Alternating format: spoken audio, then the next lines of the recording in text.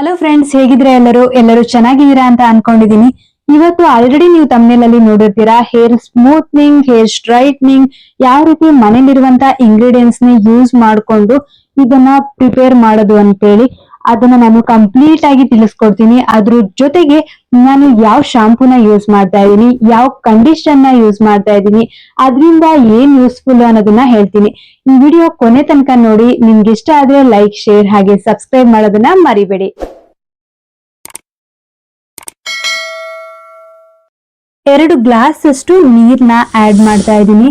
ನೀರನ್ನ ಜಾಸ್ತಿ ಹಾಕೋದ್ರಿಂದ ನಮ್ಗೆ ಅದು ಹಾಕ್ತಿದೀವಲ್ಲ ಇಂಗ್ರೀಡಿಯೆಂಟ್ಸ್, ಆ ಇಂಗ್ರೀಡಿಯೆಂಟ್ಸ್ ಅನ್ನ ಹಾಕುವಾಗ ಅದು ಲೋಳೆ ಲೋಳೆಯಾಗಿ ಬರುತ್ತೆ. ಹಾಗೆ ಫಿಲ್ಟರ್ ಮಾಡೋದಕ್ಕೆ ಹೆಲ್ಪ್ ಆಗ್ಬೇಕು. ಚೆನ್ನಾಗಿ ಅದನ್ನ ಕುದಿಸ್ಬೇಕಾಗುತ್ತೆ. ಅದಕ್ಕೆ 2 ಗ್ಲಾಸ್ ಅಷ್ಟು ನೀರು. ಅಗಸೆ ಬೀಜನ ಹಾಕೋದ್ರಿಂದ ನಮ್ಮ ಹೇರು ಸಿಲ್ಕಿ ಆಗುತ್ತೆ, ಸ್ಟ್ರೈಟ್ನಿಂಗ್ ಆಗುತ್ತೆ. ಹಾಗೆ ಇದು ಹೇರು ರೀಗ್ರೋತ್ ಆಗೋದಕ್ಕೆ ತುಂಬಾ ಬೇಗ ಹೆಲ್ಪ್ ಮಾಡುತ್ತೆ. ರೈಸ್ ಅನ್ನ ಎಲ್ಲರೂ ಕೇಳೇ ಇರ್ತೀರಾ. ರೈಸ್ ನ ಆಡ್ ಮಾಡೋದ್ರಿಂದ ನಮ್ಮ ಹೇರು ಸ್ಮೂತ್ನಿಂಗ್ ಆಗುತ್ತೆ, ಡ್ರೈನೆಸ್ ನ ಬೇಗ ಕಡಿಮೆ ಮಾಡುತ್ತೆ ಅಂತೇಳಿ ಈಗೆಲ್ಲ ರೈಸ್ ವಾಟರ್ ಎಲ್ಲ ಸಿಗುತ್ತೆ. ಆದ್ರೆ ಮನೆಯಲ್ಲೇ ನಾವು ಬಳಸ್ಕೊಳೋದ್ರಿಂದ ಇದು ತುಂಬಾ ಸೇಫ್ ಆಗಿರುತ್ತೆ. ಅಲೋವೆರಾ ಜೆಲ್ ಅಥವಾ ಮನೆಯಲ್ಲೇ ಬೆಳೆದಿರುವಂತ ಅಲೋವೆರಾ, ನಾನು ಇದರಲ್ಲಿರುವಂತ ಮುಳ್ಳೆಲ್ಲ ತೆಗೆದ್ಬಿಟ್ಟು ಆಮೇಲೆ ಇದಕ್ಕೆ ಆಡ್ ಮಾಡ್ಕೊಳ್ತಾ ಇದ್ದೀನಿ. ಅಲೋವೆರಾನ ಹಾಕೋದ್ರಿಂದ ಹೇರ್ ಫಾಲ್ ಕಂಟ್ರೋಲ್ ಆಗುತ್ತೆ. ನಿಮ್ಗೆ ಏನಾದ್ರೂ ಡ್ಯಾಂಡ್ರಫ್ ಇದೆ ಅಂತ ಹೇಳಿದ್ರೆ ತುಂಬಾ ಎಫೆಕ್ಟಿವ್ ಆಗಿ ವರ್ಕ್ ಆಗುತ್ತೆ. ಡೈಲಿ ಹಚ್ಬೇಕಾಗುತ್ತೆ. ಬೆಂಡೆಕಾಯಿನ ನಾನು 2 ಬೆಂಡೆಕಾಯಿನ ಕಟ್ ಮಾಡ್ಕೊಂಡಿದೀನಿ. ಇದನ್ನ ಹಾಕೋದ್ರಿಂದ ಇದು ಲೋಳೆ ಲೋಳೆಯಾಗಿ ಬರುತ್ತೆ. ಎಲ್ಲರಿಗೂ ಗೊತ್ತೇ ಇರುತ್ತೆ, ಬೆಂಡೆಕಾಯಿ ತುಂಬಾ ಲೋಳೆ ಲೋಳೆಯಾಗಿ ಬರುತ್ತೆ. ಇದನ್ನ ನಮ್ಮ ತಲೆಗೆ ಹಚ್ಚೋದ್ರಿಂದ ಬೇಗ ಹೇರು ಸ್ಟ್ರೈಟ್ನಿಂಗ್ ಆಗುತ್ತೆ. ಇದನ್ನ ಹಚ್ಕೊಂಡು 1 ಅವರ್ ಆದ್ರೂ ಬಿಡ್ಬೇಕಾಗುತ್ತೆ. ನೀವೇನ್ ಹೊರಗಡೆ ಹೋಗ್ಬೇಕು ಅನ್ನೋ ಅವಶ್ಯಕತೆ ಇಲ್ಲ. ಮೊಸರನ್ನ ಹಾಕ್ತಾ ಇದ್ದೀನಿ. ಮೊಸರು ನಮ್ಮ ಹೇರು ಸಿಲ್ಕಿ ಆಗೋದಕ್ಕೆ ಹೆಲ್ಪ್ ಮಾಡುತ್ತೆ. ನೋಡಿ ಈಗ ಇದು ಎಷ್ಟು ನೀಟಾಗಿ ಬಂದಿದೆ. ತುಂಬಾ ನೀರ್ ಹಾಕೋದಕ್ಕೆ ಹೋಗ್ಬೇಡಿ. ಆದಷ್ಟು ಸ್ವಲ್ಪ ಗಟ್ಟಿಯಾಗಿ ಇರ್ಲಿ, ಜಾಸ್ತಿ ನೀರ್ ಹಾಕೋದಕ್ಕೆ ಹೋಗ್ಬೇಡಿ. ಇದನ್ನ ನಾನು ಸ್ನಾನ ಆದ್ಮೇಲೆ ಶಾಂಪೂ ಸ್ವಲ್ಪ ಆಡ್ ಮಾಡಿ ಆದ್ಮೇಲೆ ಇದನ್ನ ಹಚ್ಕೊಳ್ತಾ ಇದ್ದೀನಿ. ನೋಡಿ ನನ್ನ ಹೇರು ತುಂಬಾ ಡ್ರೈ ಆಗಿದೆ. ಇದನ್ನ ನಾನು ಇವಾಗ ಇದನ್ನ ಹಚ್ಕೊಂಡು 1 ಅವರ್ ಬಿಡ್ಬೇಕಾಗುತ್ತೆ. ಹೊರಗಡೆ ಬಿಸಿಲಿಗೆ ಹೋಗುವಂತ ಅವಶ್ಯಕತೆ ಏನು ಇಲ್ಲ. ಮನೆಯಲ್ಲೇ ಹೇಗೆ ಬಿಡ್ಬೇಕಾಗುತ್ತೆ. ಸಲೂನಲ್ಲೇ ಹೋದಾಗೆಲ್ಲ ಹೊರಗಡೆ ಎಲ್ಲ ಹೋಗೋದಕ್ಕೆ ಆಗೋದಿಲ್ಲ.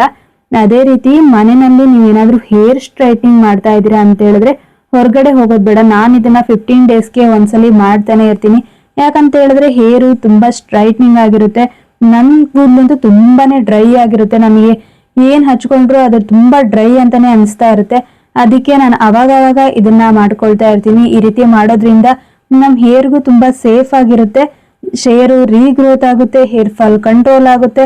ಹಾಗೆ ನಮ್ಮ ಹೇರ್ಗೆ ಒಂದು ಸೇಫ್ ಆಗಿರುವಂತ ಕೆಮಿಕಲ್ ಇಲ್ಲದೆ ಇರುವಂತ ಇಂಗ್ರೀಡಿಯೆಂಟ್ಸ್ ನಾವು ಯೂಸ್ ಮಾಡ್ತಾ ಇರೋದ್ರಿಂದ ಯಾವುದೇ ರೀತಿಯಾದಂತಹ ಪ್ರಾಬ್ಲಮ್ಸ್ ಆಗೋದಿಲ್ಲ. ಹೇರು ಸ್ಟ್ರೈಟ್ನಿಂಗ್ ಮಾಡುವಾಗ ಪ್ರೊಸೀಜರ್ ನೆನಪಿರ್ಲಿ.